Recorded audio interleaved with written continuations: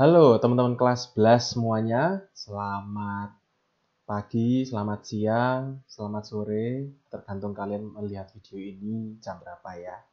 Bertemu lagi dengan Pak Anggit. Kali ini kita akan memasuki bab yang baru dan kita akan membahas secara lebih detail lagi mengenai jaringan tumbuhan. Dan materi pada video ini adalah sistem jaringan tumbuhan. Kalau gitu, mari kita bisa langsung mulai saja. Dan jangan lupa untuk mencatat hal-hal penting yang ada pada materi ini. Oke, kita langsung mulai. Oke, sistem jaringan tumbuhan, teman-teman ya. Sistem jaringan tumbuhan seperti yang kemarin sudah kita bahas, itu ada beberapa gitu ya. Yang pertama yaitu jaringan dermal, teman-teman ya. Jaringan dermal itu terdiri dari satu jaringan saja, yaitu jaringan epidermis. Berikutnya ada jaringan dasar atau ground meristem. Jaringan dasar itu terdiri dari 3 jenis jaringan, yaitu parenkim, kolenkim, dan sklerenkim. Ya. Dan yang ketiga adalah jaringan pengangkut. Ini terdiri atas xilem dan phloem. Nah, karena materi ini cukup panjang, kita pada video ini fokus akan membahas tentang 2 jaringan yang pertama, teman-teman ya, yaitu yang akan kita bahas adalah jaringan dermal dan juga jaringan dasar. Untuk jaringan pengangkut itu kita akan bahas besok ya. Jadi kita akan fokus pada jaringan dermal dan jaringan dasar pada yang termasuk dalam sistem jaringan tumbuhan gitu ya. Waktu kita mulai saja dari yang pertama, yaitu jaringan epidermis, teman-teman ya. Jaringan dermal yang hanya terdiri atas jaringan epidermis memiliki fungsi yang pertama adalah pelindung tubuh tumbuhan yang paling luar. Nah, ini pasti adalah jaringan epidermis. Lalu berikutnya termasuk jaringan sederhana. Kemarin ya teman-teman ya, kita sudah bahas ya, hanya terdiri dari satu jenis sel. Tersusun hanya atas satu jenis sel. Lalu berikutnya tidak terdapat ruang antar sel karena memang harus rapat untuk melindungi, untuk menunjang fungsinya ya, melindungi. Dan ini yang paling khas dari jaringan epidermis adalah bisa termodifikasi menjadi berbagai jenis epidermis ya. Jadi epidermis itu ada banyak modifikasinya. Tergantung jenis tanamannya itu apa. Dan nanti kita akan lihat apa saja modifikasi dari jaringan-jaringan epidermis ini. Oke, kalau gitu kita akan lihat apa saja modifikasinya. Nah ini teman-teman. Jadi paling tidak jaringan epidermis itu yang sudah diketahui bisa terdiri dari ini ya, modifikasinya ada 9 paling tidak. Yang paling umum itu adalah stomata ya, mulut daun. Jadi epidermis pada daun tanaman itu biasanya akan ada celah-celah lubang yang disebut sebagai stomata. Lalu ada juga trikoma atau rambut halus. Lalu kutikula, zat lilin yang biasanya ada di permukaan atas daun. Yang daun itu akan menjadi lebih keset gitu ya kalau kita pegang. Lalu juga akan ada spina dan ada juga emergensia. Ya, ini emergensia, ini spina.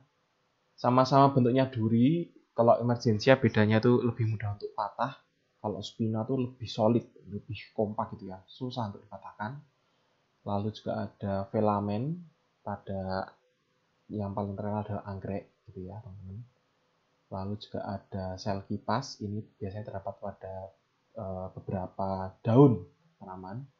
Seperti sel jaringan epidermis pada umumnya, cuma nanti ukurannya lebih besar. Lalu nanti juga ada sel kersik yang biasanya terdapat pada batang beberapa tanaman yang menjadi lebih keras gitu ya, dan nanti mengandung silika di dalamnya. Oke, kalau begitu langsung saja kita bahas dari yang pertama. Oke teman-teman, epidermis yang pertama adalah kutikula. Nah, ini biasanya terdapat pada sisi luar lapisan epidermis, biasanya epidermis daun, gitu ya. Dan memang kutikula ini tersusun atas komponen lemak yang sifatnya hidrofobik. Sehingga hidrofobik, masih teman ingat ya teman-teman ya, hidro itu air, fobik itu takut. Intinya tidak bisa berikatan dengan air. Ya. Dan fungsinya adalah untuk mengurangi transpirasi. Ya. Transpirasi adalah penguapan. Jadi air di dalam tubuh tanaman biasanya berbentuk gas itu bisa keluar dari tanaman. Nah, itulah yang disebut sebagai transpirasi. Nah, kalau transpirasinya terjadi sangat over gitu ya teman-teman ya, maka tumbuhan bisa jadi dehidrasi, kurang air. Oleh karena itu diciptakan oleh Tuhan ya, tanaman dibekali oleh kutikula. Ya, harapannya adalah kalau misalkan di sini ada gambar penampang daun gitu ya, epidermis daun. Ini ada epidermis daunnya, lalu dia berkembang di atasnya menjadi kutikula ini ya, ini kutikula. Maka H2O yang ada di sel-sel di bawah ini itu lebih sukar untuk menembus. Bukannya tidak bisa sama sekali, tapi paling tidak ada hambatannya lah. Sehingga transpirasi itu berkurang, tumbuhan bisa terhindar dari dehidrasi yang berlebih. Itu teman-teman. Berikutnya, stomata atau mulut daun. Nah, ini juga umum terdapat pada tanaman, terutama di bagian daun. Jadi stomata itu berupa celah atau pori yang dimana celah itu terbentuk dari sepasang sel penjaga. Nah, ya, sel penjaga. Lalu ini berfungsi untuk jalur berbagai zat pada transpirasi maupun respirasi. Ya, jadi bisa keluar, bisa masuk gitu teman-teman, melalui celah ini. Nah, gas yang bisa lewat adalah CO2 atau O2 ini pada transpirasi ya, dan juga respirasi maupun juga fotosintesis juga bisa, karena O2 kan dihasilkan saat fotosintesis. Nah, itu nanti akan dikeluarkan juga lewat stomata ini. Atau juga H2O kalau itu transpirasi ya. Lalu berikutnya, membuka dan menutupnya stomata ini disebabkan oleh adanya pergerakan ion K+, gitu ya. Dan juga konsentrasi air. Nah, ini adalah contohnya yang disebut sebagai stomata adalah celahnya, teman-teman. Jadi ini adalah stomata. Ini yang sel yang bentuknya kayak kacang polong ini adalah sel penjaganya. Ya, ada dua sel penjaga. Lalu di kiri kanannya, kiri kanan sel penjaga itu ada sel tetangga. Nah, ini sel tetangga. Oke. Lalu kita akan coba melihat stomata membuka dan stomata menutup itu seperti apa toh. Nah, ini gambarnya. Ingat bahwa tadi fungsinya celah ini bisa untuk keluar masuk berbagai macam gas terutama ya. Nah, berbagai macam gas. Tapi untuk bisa membuka dan menutup ini, maka akan ada mekanisme yang akan dilakukan. Stomata membuka, ini adalah gambar yang kiri yang ini. Ya, ini membuka. Membuka ini biasanya di saat transpirasi, respirasi itu berjalan secara optimal ya, terutama transpirasi. Maka biasanya ini terbuka pada saat siang hari begitu, ya, saat siang hari. Nah, lalu apa saja yang akan dilakukan oleh sel ini untuk dapat bisa membuka gitu. Jadi yang pertama akan dilakukan adalah sel penjaga akan memasukkan ion K+ yang asalnya itu dari sel-sel tetangga. Jadi nanti ion K+-nya akan masuk sehingga efeknya adalah sel penjaga bersifat lebih hipertonik daripada sel tetangga. Ingat teman-teman bahwa saat keadaannya seperti ini maka tidak bisa berlama-lama. Maka yang selanjutnya adalah air yang berada di sel tetangga itu juga akan ikut-ikutan masuk ke dalam sel penjaga ini. Sehingga saat air ini masuk lalu akan ditangkap atau dimasukkan ke dalam vakuola sentralnya sel penjaga. Sehingga saat ini vakuolanya penuh dengan air, maka bentuk sel dari masing-masing sel penjaga ini itu akan menggembung. Nah, saat menggembung, maka stomatanya akan terbuka. Nah, begitu pula nanti akan terjadi juga mekanisme pada saat stomata itu menutup. Biasanya terjadi saat laju transpirasi itu rendah, yaitu saat tidak adanya cahaya, saat malam hari. Nah, mekanisme yang akan dilakukan adalah ion K+ itu akan dikeluarkan. Yang tadinya ada di dalam sel penjaga, ion K+ ini akan dikeluarkan ke sel-sel tetangga. Ya. Ion K+ akan dikeluarkan di sel tetangga.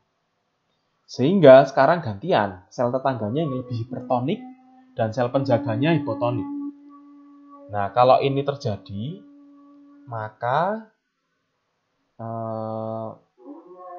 berikutnya air akan bergerak, akan berosmosis dari sel penjaga ke sel tetangga. Ya, akan berosmosis. Nah, jadi akan keluar sehingga vakuola sentral yang tadi menyimpan air itu juga akan mengempis, teman-teman. Nah, saat ini mengempis, maka ukuran sel penjaga secara umum juga akan mengempis juga. Nah, saat kedua sel penjaga ini ukurannya mengempis, ya, mengecil gitu ya, maka celah stomatanya pun juga akan mengecil. Nah, itulah yang terjadi pada stomata. Oke, next. Berikutnya adalah trikoma atau rambut.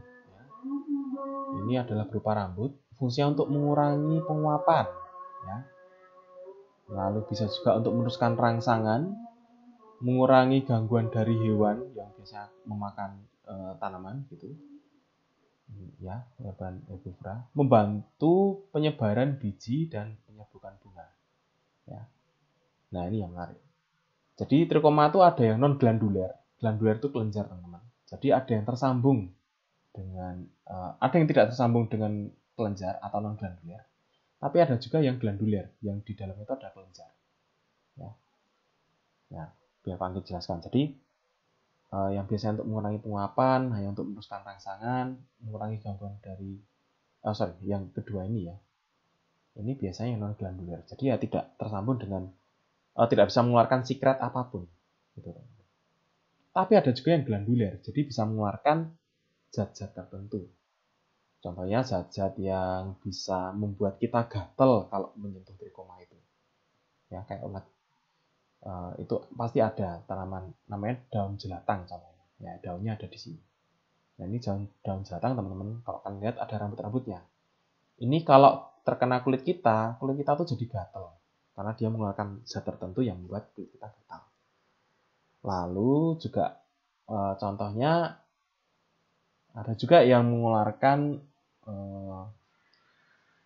semacam getah yang membuat hewan atau serangga itu tertarik untuk menempel pada bagian tanaman.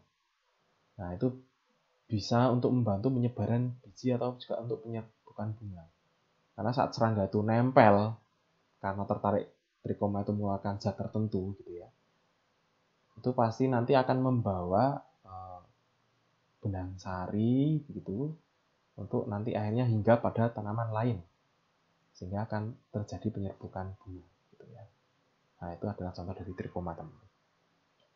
Next, berikutnya adalah epidermis yang termodifikasi menjadi emergensia. Ya. Di sini definisinya adalah tonjolan pada permukaan organ. Biasanya bentuknya seperti duri memang gitu ya. Dan yang khas adalah duri ataupun bagian yang menonjol ini itu terbentuk dari jaringan tepat di bawah epidermis atau istilahnya adalah subepidermis. Nah, karena ini hanya berkembang dari jaringan di bawah epidermis saja, maka ini tidak kokoh, teman-teman, sehingga mudah patah. Contohnya adalah rambut pada rambutan. Nah, itu kalau dicabut itu mudah karena berkembang itu hanya di bawah epidermis tadi. Ataupun duri tempel pada bunga mawar. Jadi ini contohnya adalah duri pada bunga mawar ya. Seakan-akan kokoh, teman-teman. Tapi benernya kalau kamu pernah beli bunga mawar, ini kalau kita senggol itu mudah untuk patah. Kenapa? Karena duri ini sekali lagi hanya berkembang dari jaringan di bawah epidermis ini saja. Nah, kalau ada duri yang ini ibaratnya tonjolan yang rapuh gitu ya. Apakah ada yang kokoh? Ada, teman-teman. Nah, ini contohnya. Yaitu istilahnya adalah spina atau duri. Hampir sama dengan emergensia, cuman bedanya tonjolan pada permukaan yang muncul ini itu terbentuk dari jaringan stele. Jaringan stele itu silinder pusat yang ada di tengah tumbuhan, sehingga dalam sekali memang. Sehingga saat itu yang terjadi, maka durinya akan menjadi lebih kompak gitu ya, lebih keras, susah untuk dipatahkan. Kalaupun bisa patah pun akan timbul luka itu pada tubuh tumbuhan. Contohnya adalah duri pada durian dan juga duri pada batang bougainville. Next. Nah, di sini ada sel kipas. Sel kipas di sini biasanya terdiri dari terdapat pada daun bagian atas gitu ya. Dan tersusun dari beberapa sel yang ciri-cirinya dindingnya tipis, lalu vakulanya berukuran besar, dan di sini tidak mengandung kloroplas. Ya. Ciri khas dari sel kipas adalah dia itu hampir sama bentuknya dengan epidermis lainnya, cuman memang bentuknya tuh lebih besar daripada sel epidermis yang ada di sebelah-sebelah. Ya. Fungsinya untuk menyimpan air karena vakulanya besar, sekali lagi, jadi bisa menyimpan air. Atau bisa juga mengurangi penguapan. Ya. Tapi nanti efeknya, cara mengurangi penguapannya adalah dengan cara membuat daun itu menggulung.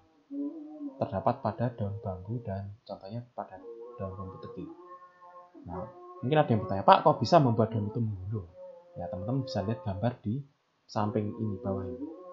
Kalau teman-teman lihat, ini yang Pak Anggi tandai, ini adalah sel epidermis pada umumnya. Nah, yang besar ini, inilah si sel kipas atau buliform cell. Lebih besar.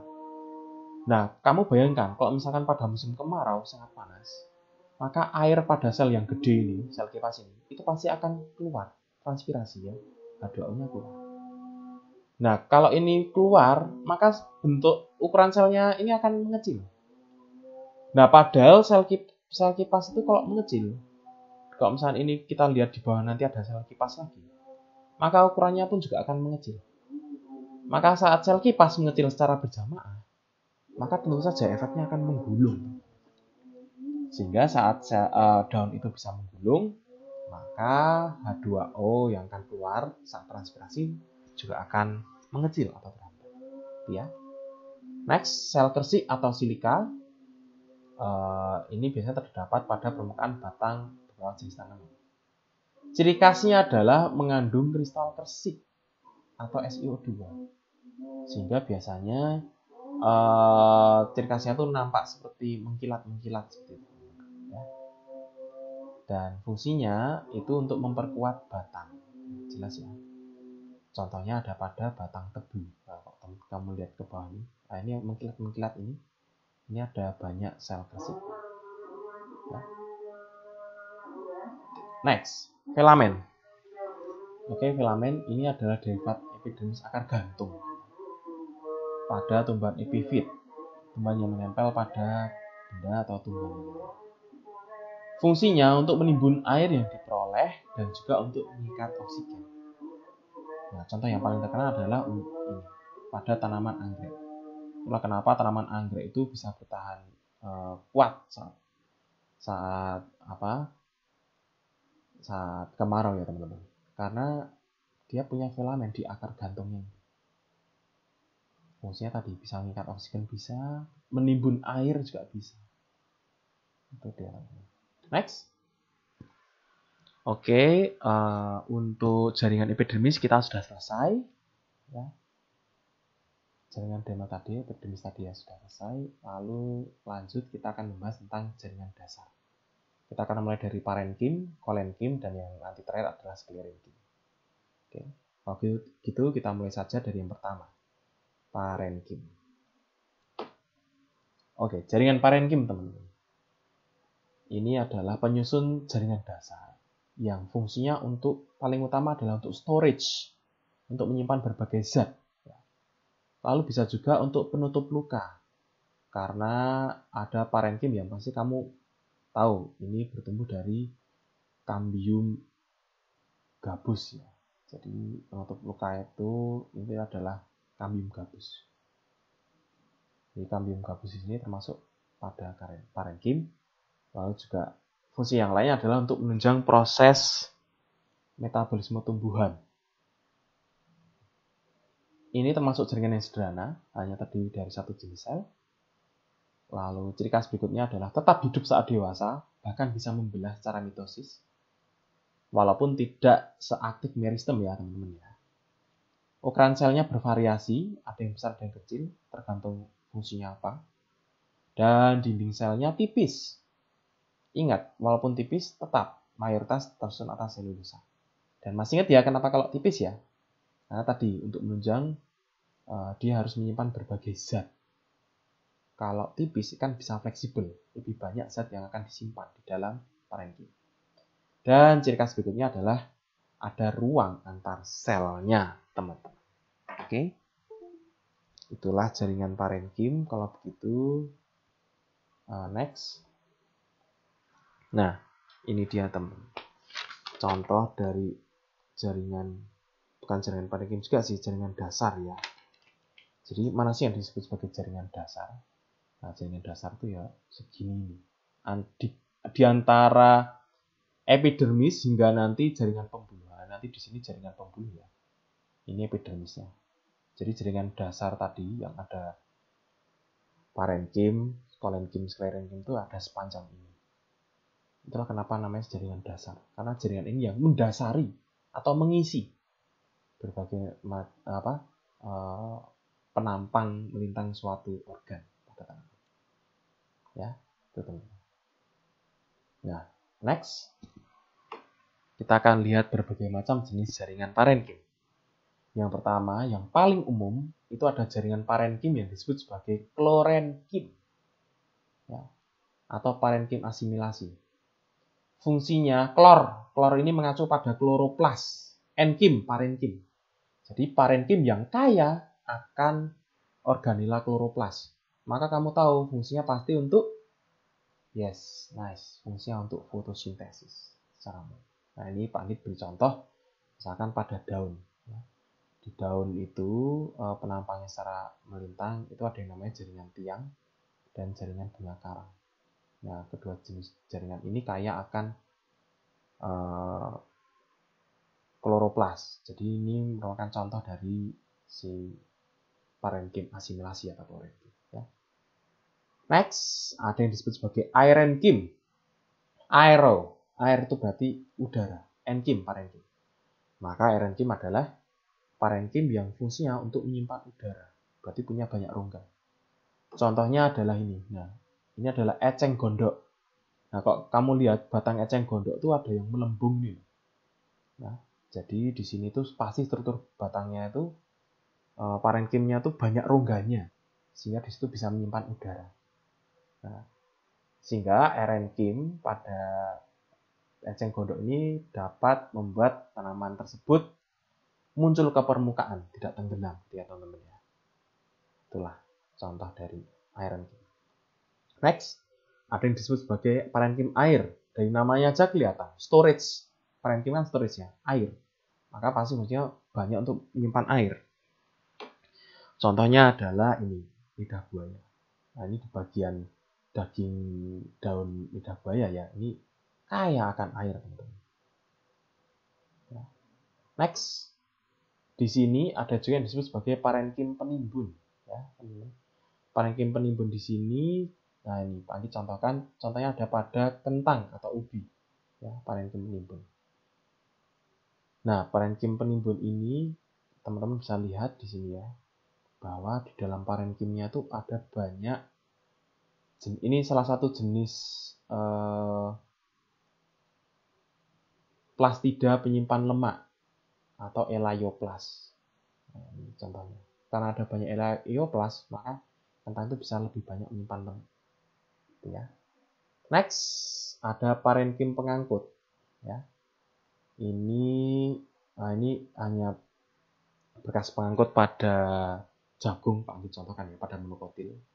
Kalau teman-teman lihat di sini, ini ada silem, ini juga ada silem juga.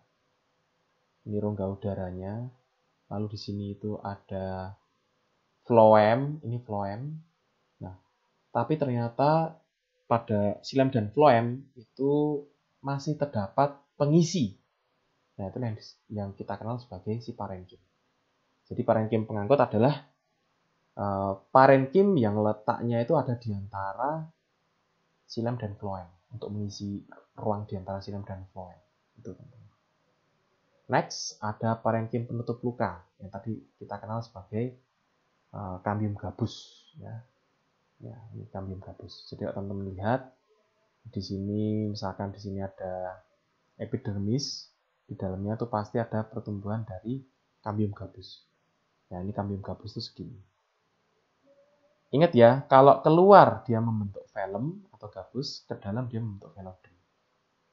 Nah, ini kalau bertumbuh semua, maka luka yang misalkan di sini ada epidermisnya, ini nggak kelihatan epidermisnya.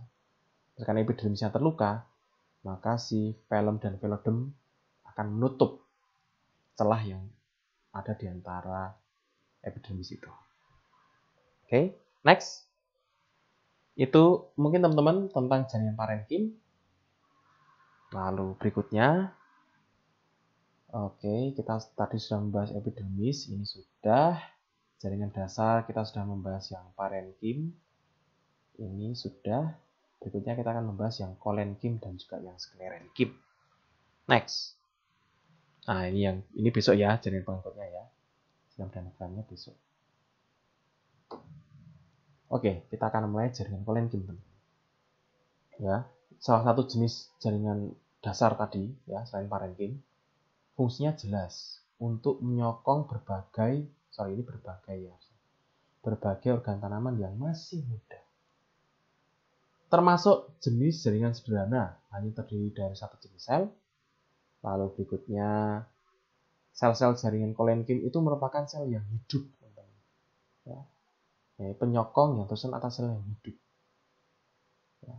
Maka biasanya pun juga terdapat pada berbagai macam organ tanaman yang masih hidup atau dalam artian masih muda. Contohnya ada pada tangkai daun gitu ya, yang barusan tumbuh. Itu pasti ada penyokong kolenkim ini, teman-teman. Ya. Dan berikutnya, komposisi dinding selnya itu dominan selulosa, sama dengan parenkim atau jaringan umum pada tumbuhan lainnya, tersusun atas selulosa. Berikutnya, terjadi penebalan di sudut-sudut dinding sel. Jadi dinding selnya itu ada penebalan di sudut-sudutnya. Teman-teman bisa lihat gambar di atas dan di bawah. Ya. Nah, kalau ini nyebar, ini ada parenkim. Nah, ini yang paling bulat ini parenkim. Teman-teman lihat bahwa di sini itu dinding selnya biasa saja. Nah, tapi kalau ini sudah mulai masuk ke kolenkim, ya, karena sama-sama jaringan dasar, ini ciri khasnya kelihatan. Lihat, dinding selnya tuh di sudut-sudutnya tuh tebal. Jadi seakan-akan membentuk space, padahal ini tuh dinding sel yang hitam ini. Ya. Kalau mau lebih jelas lagi, gambarnya yang di atas.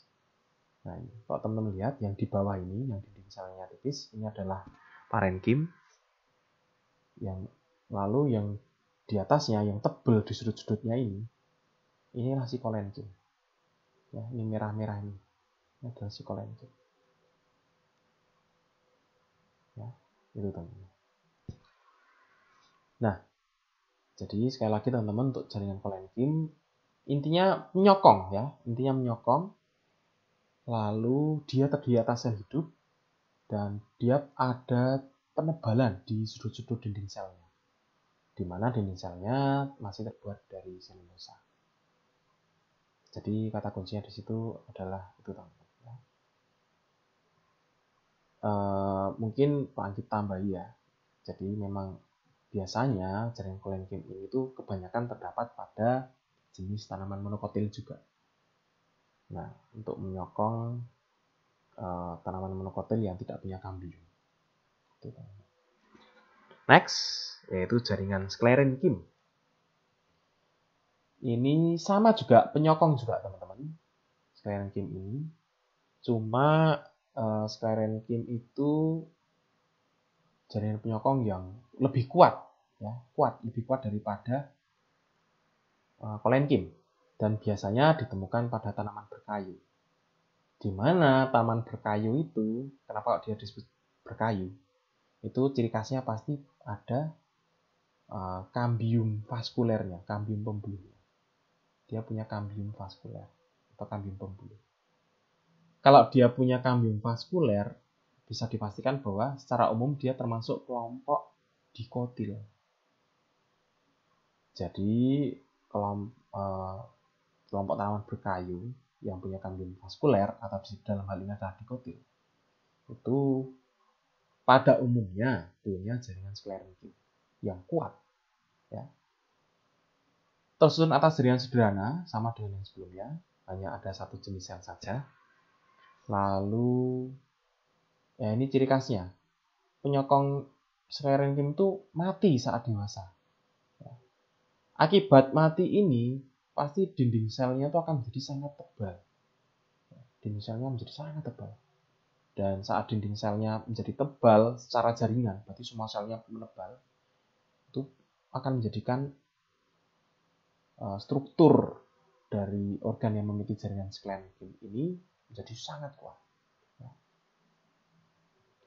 Nah, yang membedakan dari jaringan dasar parenkim dan juga kolenkim adalah komposisi dominan dinding selnya, teman-teman. Kalau pada jaringan dasar, hanya jaringan sklerenkim yang dominan dinding selnya itu tersusun atas lignin, bukan selulosa. Kalau parenkim tadi kan selulosa, ya. Kalau kolenkim juga selulosa. Kalau sklerenkim itu lignin. Ciri khas berikutnya yaitu tidak ada protoplasma di dalam sel-sel sklerenkim. Ya. Dan juga ingat bahwa tadi dinding selnya tebal, sangat tebal, sehingga tidak ada protoplasma, tidak ada protokeran zat juga. Ya. Itu yang menyebabkan mati selnya. Tidak ada protokeran zat ini juga bisa ditimbulkan akibat efek dari dinding sel yang terlalu tebal. Ya. Next. Walaupun mati, tapi itu malah menimbulkan keuntungan, ya. Karena mati, jaringan sklerenkim kuat, dan jaringan sklerenkim yang kuat ini bisa dimanfaatkan untuk menunjang bidang ekonomi. Contohnya adalah dijadikan berbagai furniture, ya. Atau bahkan juga bisa dibuat